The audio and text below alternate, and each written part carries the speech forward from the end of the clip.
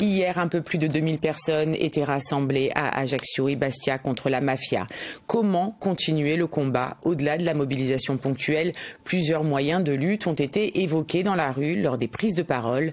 Marie-France Giuliani, Stéphane Paul, Stéphane Lapera et Enzo Giuliano. En 6 ans d'existence, les collectifs ont vu la mobilisation perdurer et même s'élargir. Tous ceux qui ont marché hier partagent le même combat. Il faut agir contre l'emprise mafieuse. Mieux cerner le phénomène à affronter, c'est une façon de s'armer. Les réseaux mafieux en Corse sont relativement puissants, y compris financièrement. Ils ne sont pas issus, contrairement à ce qu'on croit, de quartiers populaires déshérités. Ils sont issus, en grande partie, de milieux relativement favorisés, mais qui en veulent toujours plus et qui sont prêts à utiliser la violence comme moyen d'acquérir encore plus de pouvoir de domination, encore plus de biens matériels. La coordination s'engage à produire des analyses, du savoir. À l'instar de ce qui s'est développé en Italie, elle va prendre part aussi dès janvier aux cours dispensés de la 4e à la terminale sur la dangerosité des réseaux mafieux. Bientôt, et après des réunions parfois houleuses, l'Assemblée de Corse va installer enfin la commission ad hoc. C'est véritablement une commission pour travailler sur l'opérationnalisation de mesures concrètes qui ont été proposées soit par les collectifs, soit par le président de l'exécutif. Par exemple sur la commande publique ? Par exemple, pourquoi pas sur la commande publique, mais aussi sur les questions d'éducation, mais également sur la sensibilisation.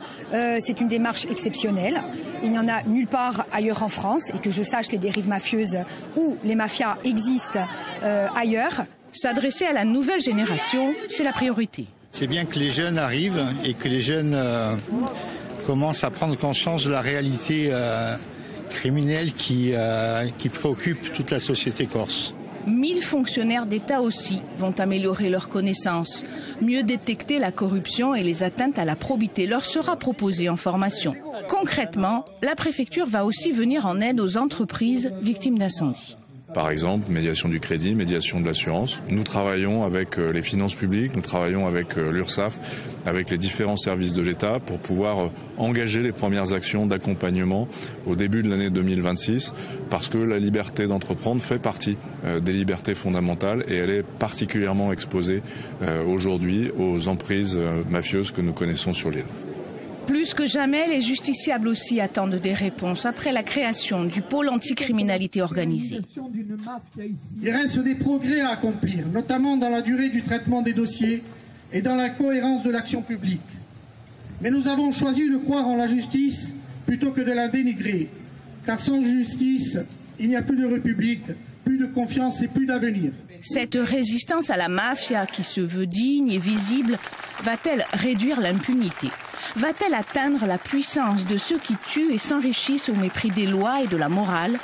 Le message d'hier se veut positif. Hier,